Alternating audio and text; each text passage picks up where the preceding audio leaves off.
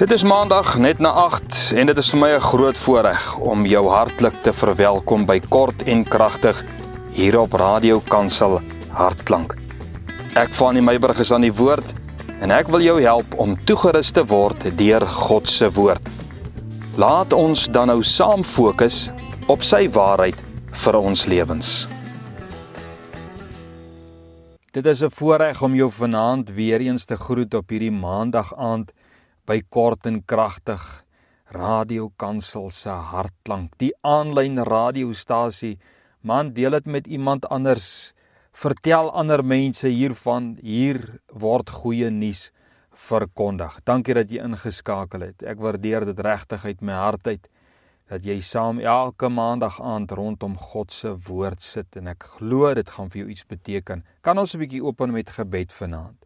Here, dankie vir u woord. Ek vra sensitiwiteit van u Heilige Gees in ons harte, geopende ore, ontvanklike harte, 'n gewillige gees. Here, om hierdie woord te ontvang, laat dit op goeie grond kan val. Here, help elke luisteraar, help my deur u Gees om gehoorsaam te wees, om ingestel te wees.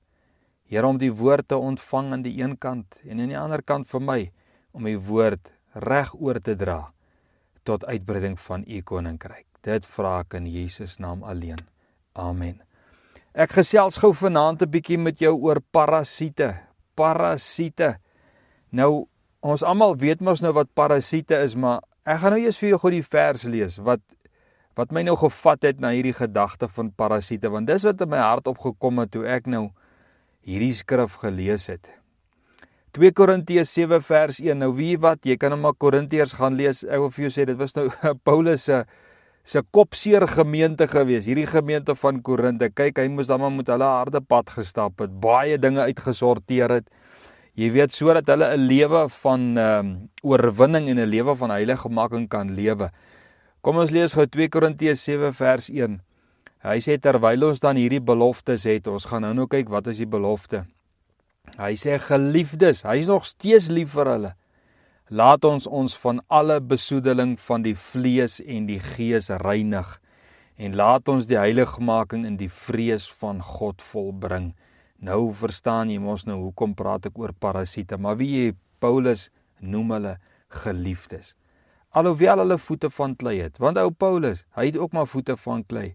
Ons almal het maar voete van klei. En nou Paulus word nie moedeloos nie, hy noem hulle geliefdes. Hy noem hulle nie julle ongehoorsame goed nie. Hy noem hulle geliefdes. Ons almal is geliefdes van die Here. Jy weet, 'n parasiet is goed wat mos nou aan 'n mens en 'n dier en in die plante sit. En hulle het 'n gas mos nou, gasheer, hoe noem mense hulle? Maar hulle teer op daardie individu natuurlik tot die parasiet se voordeel. Hulle is soos rugryers, kan 'n mens ook sê. Nou, ons kry mos nou innerlike en uiterlike parasiete. Dit is nou hoekom dit nou vir my sin gemaak het om oor parasiete te praat, want Paulus sê ons reinig van die besoedeling van vlees en gees. Nou vat ek dit sommer net na innerlike en uiterlike parasiete. Die uiterlik het ons mos nou goeie soos die vlooie en die luise en die bosluise, nê, op die diere en op die mense, en natuurlik die voëlente en luise en allerhande goggas op die arme plante, heerlikheid, hulle kan daarmee plante vernietig, weet jy. Nou, dit is nou die uiterlike parasiete, en dan kry ons mos nou daai innerlike parasiete, die wurms en die slakke, dis nou die ongemaklike goed waaroor ons praat. Maar hulle is ook daarso, en hulle moet ook gehanteer word. 'n Mens moet van daardie besoedeling moet 'n mens ook, daai innerlike besoedeling moet 'n mens ook gereinig van word. Die goeterse tap die arme gasheer tot nadeel, en jy weet, dit kan selfs 'n dier of 'n plant se dood veroorsaak of sy groei belemmer. Daarom is dit 'n sinnelike en 'n natuurlike reaksie om hierdie goed te identifiseer, nee, dit te sien vir wat dit is en dit dadelik te verwyder tot voordeel van die gasheer. Dis hoekom as ek 'n tak sien, veral 'n dinnerige tak met 'n voëlend, dan knip ek die hele tak nou maar sommer af. Jy weet, hierso aan my suurlemoenbome, want die arme ding verniel daardie tak, dat daai vruggies aan die voorkant eintlik so klein is. dan knip ek hom maar eerder af, want jy weet, is ook maar soos die woord sê, jy weet, as jou oog jou laat strekkel, trek maar die ding af, man.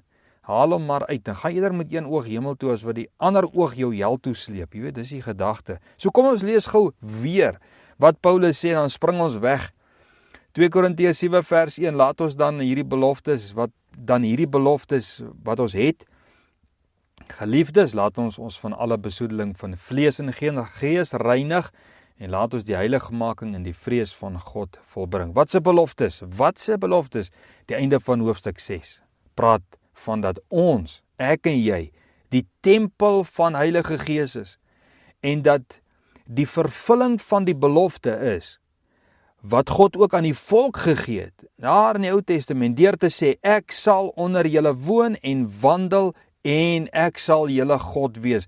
Dit was die belofte. Daarom, omdat God se Gees in en onder ons woon, daarom moet ons van die besoedeling van vlees en gees reinig. Ons het die belofte. Is die belofte waar?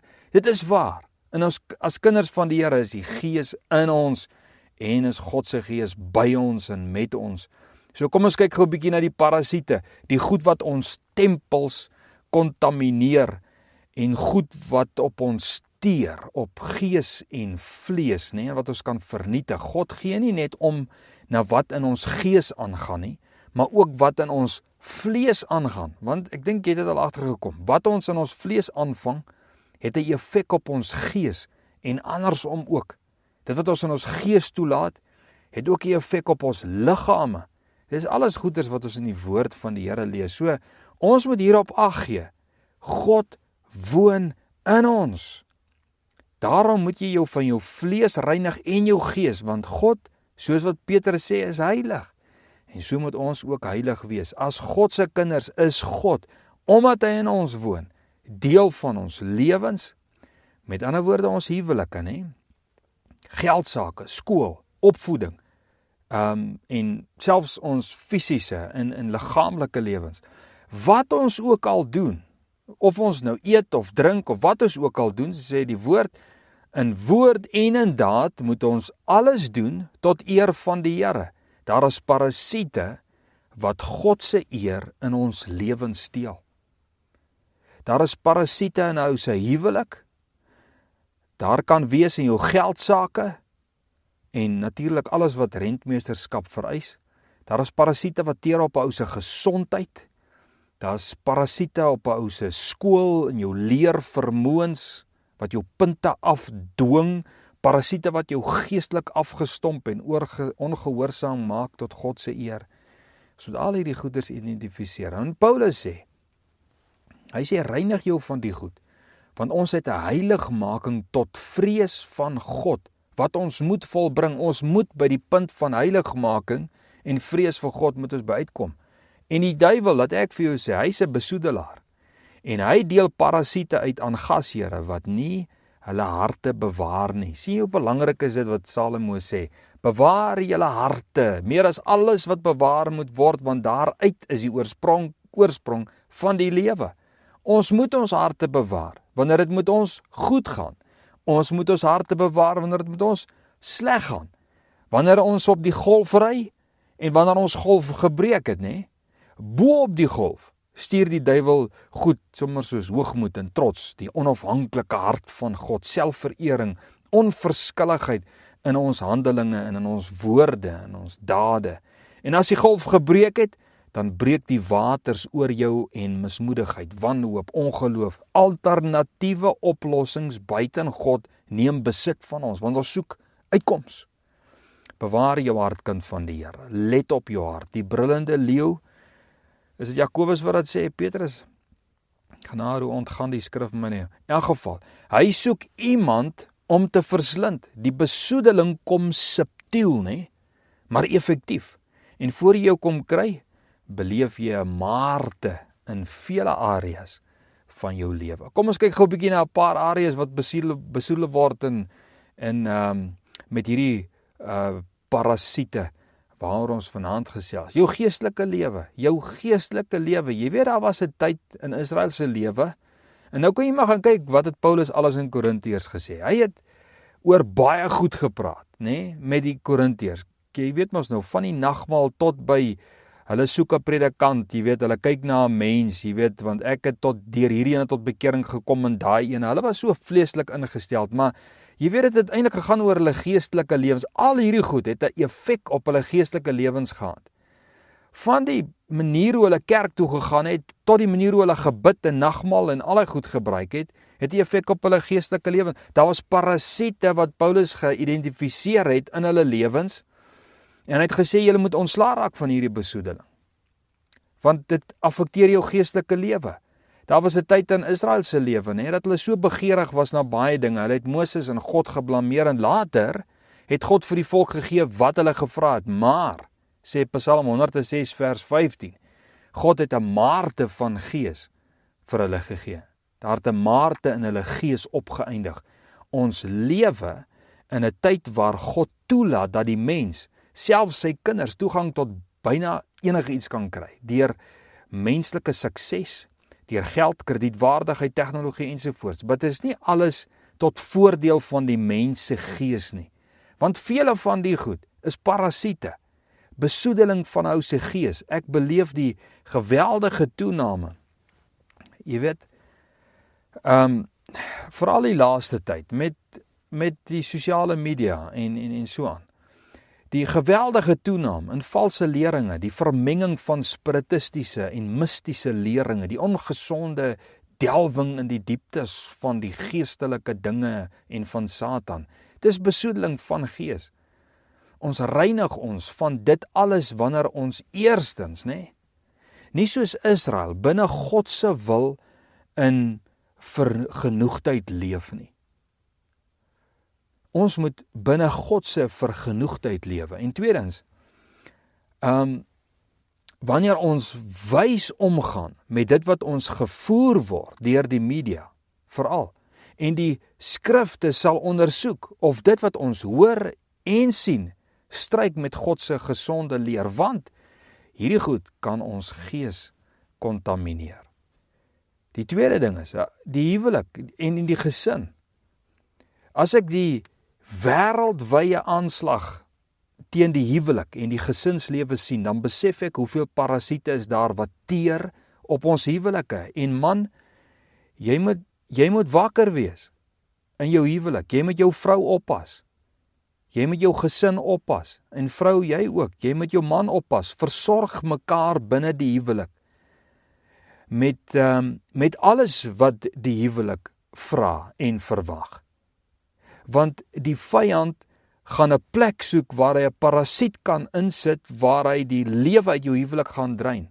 Gaan doen 'n bietjie navorsing oor skei sake, gebroke huwelike en die weerstand om enigsins in 'n huwelik in te wil gaan. Mense wil nie eens meer trou nie. En natuurlik die verdraaiing van hoe God die huwelik voorstel van Genesis af reg deur die Bybel. Daar's 'n aksie teen die huwelik. En dit sê vir my, die besoedeling is hewig, die parasiete verteer op groot skaal. Daarom moet jy juis binne jou huwelik kyk wat die rede is, hoekom jou huwelik op die rotse is of wil gaan. Kyk 'n bietjie na onvergewensgesindheid, onredelike taakverspreiding binne die huwelik, emosionele derde partye. Kyk na al hierdie tipe goeterse. Identifiseer hulle. By jou kinders, onbetrokke ouerskap. Word 'n betrokke ouer. Kyk na die kinders se screen time. Kyk na grense.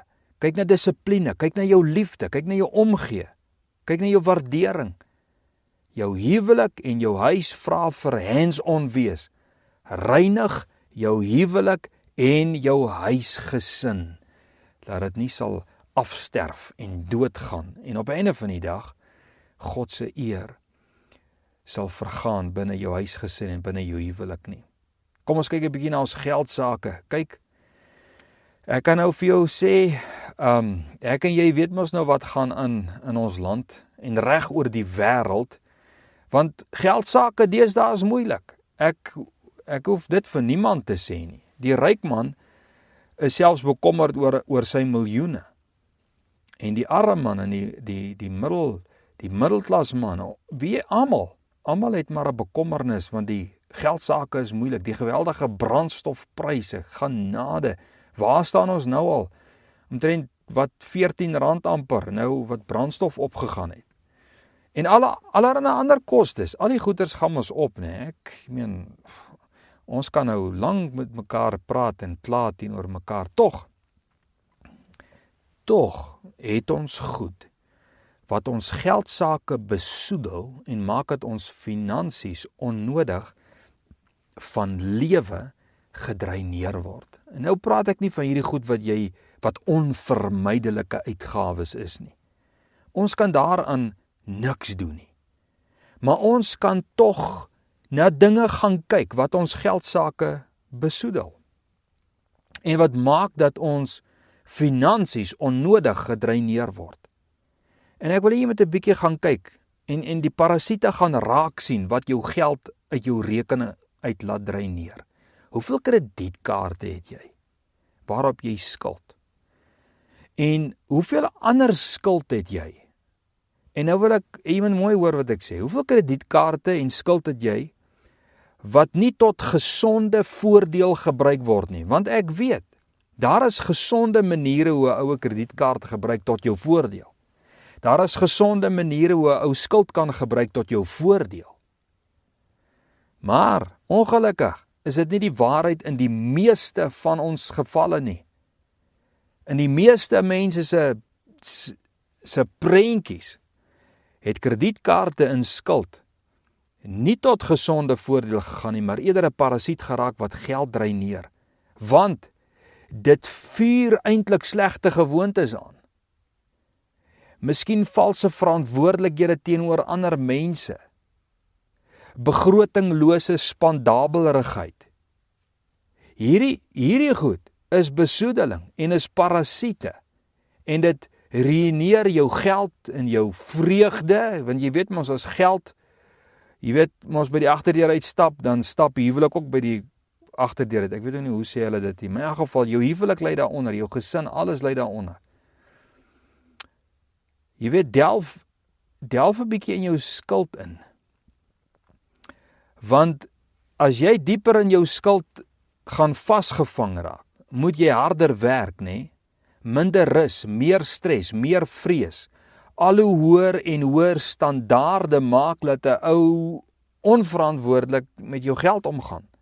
En dit is alles hierdie goed wat parasiete is. En dit affekteer jou geesmens, dit affekteer jou huwelik, dit affekteer jou gesin, jou gesondheid. Baie belangrik, reinig jouself en kom in beheer van jou finansies, veral in hierdie moeilike tyd waarin ons lewe.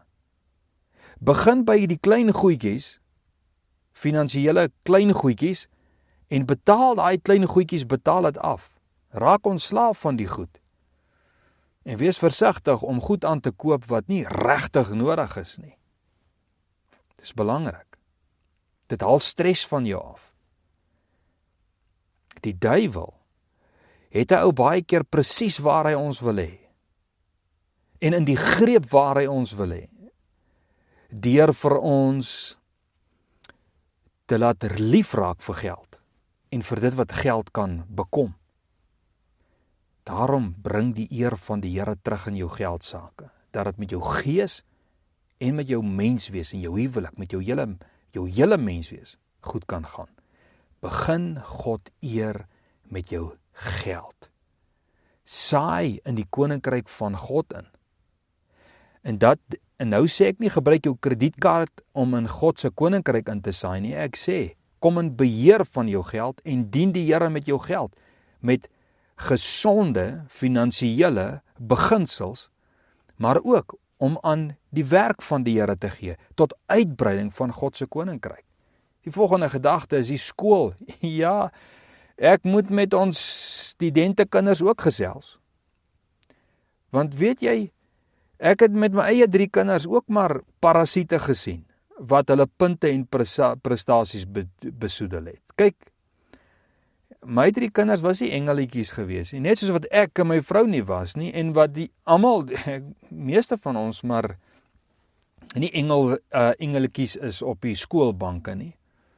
Maar ek weet, daar is parasiete wat jou kind se prestasies en se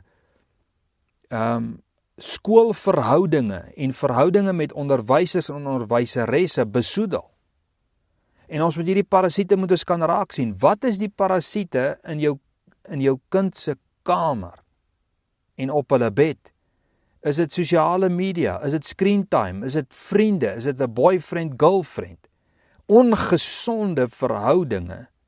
Ek sê nie hulle mag nie 'n boyfriend, 'n girlfriend hê nie, maar daar's balans. En daar's 'n manier hoe 'n ou verhoudinge moet hanteer tot jou voordeel. Is dit ongedissiplineerdheid?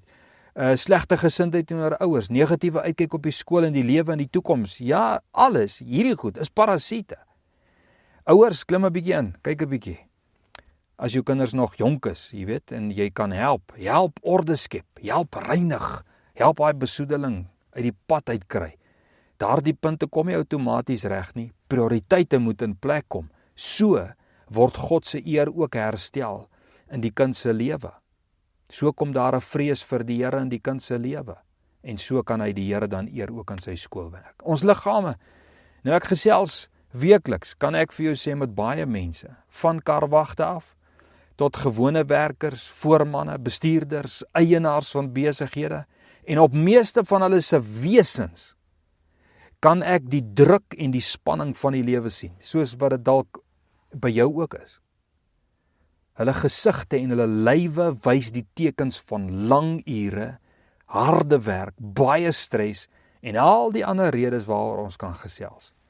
En weet jy, hierdie drukte van die lewe nie, is teelaardes van parasiete. En ek praat van ondervinding. Daar was tye wat my stresvlakke so hoog was, dat ek drastiese goed oorweeg het, om net daarmee te kan cope, net daarmee te kan deel. My werkslas op 'n stadium so intens dat ek slegte gewoontes aangeleer het. Al die goed het parasiete geword wat my lyf, my gesondheid, my geestelike lewe sleg benadeel het. Ons werkslading en ons verantwoordelikhede moet reg bestuur word. Ons moet onsself reinig van hierdie slegte parasiete. En weet jy, midde al die goed wat ons elke dag beleef, was daar mense in die Bybel, soos in Korintiërs, wat dieselfde pad as ons almal geloop het. En hulle moes van Paulus gehoor het dat hulle self nie moet oorgee aan hierdie besoedeling nie, maar eerder streef na 'n rein lewe in Jesus Christus.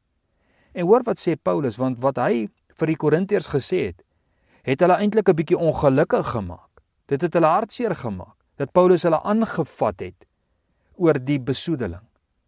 En nou sê in vers 10 van 2 Korintiërs 7, hy sê, die droefheid volgens die wil van God werk tog 'n onberoulike bekering tot jou redding, maar die droefheid van die wêreld werk die dood.